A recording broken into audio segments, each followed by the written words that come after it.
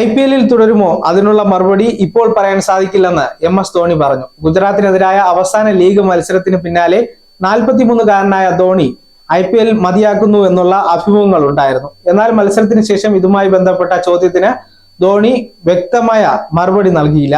മാത്രമല്ല താൻ നിർത്തിയെന്നോ തിരിച്ചു വരുമെന്നോ പറയാനാകില്ലെന്നും കൂടി പറഞ്ഞാണ് ധോണി വിരമിക്കൽ അഭിമുഖങ്ങൾക്കെതിരെ കൺഫ്യൂഷൻ നിലനിർത്തിയിരിക്കുന്നത്. അടുത്ത സീസണിനെ കുറിച്ച് ഇപ്പോൾ പറയാൻ സാധിക്കില്ല. തീരുമാനമെടുക്കാൻ എന്റെ മുന്നിൽ 4-5 മാസം സമയമുണ്ട്. ഫിറ്റ്നസ് നിലനിർത്തുകയാണ് ആദ്യ ദൗത്യം.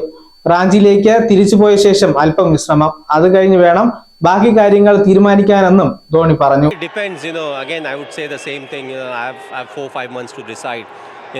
There's no hurry to decide as to what needs to be done, and every year it's 15% more effort to keep the body fit, not to forget this is top level cricket.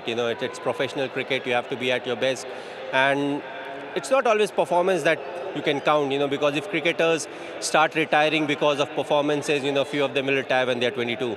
So what is important to see how much hunger you have, what kind of a fitness you are, and how much you can contribute to the team, whether the team needs you or not. So have enough time. I'll go back to Ranchi.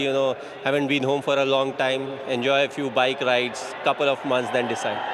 IPL-ൽ തുടരുമോ എന്നോ കളി മതിയാക്കുമോ എന്നോ ഇപ്പോൾ പറയാൻ സാധിക്കില്ല.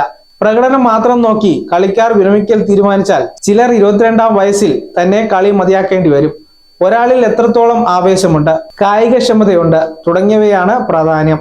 എന്തായാലും എനിക്ക് മുന്നിൽ ഇഷ്ടം പോലെ സമയമുണ്ട്, കാത്തിരുന്ന് കാണണമെന്നും ധോണി പറഞ്ഞു.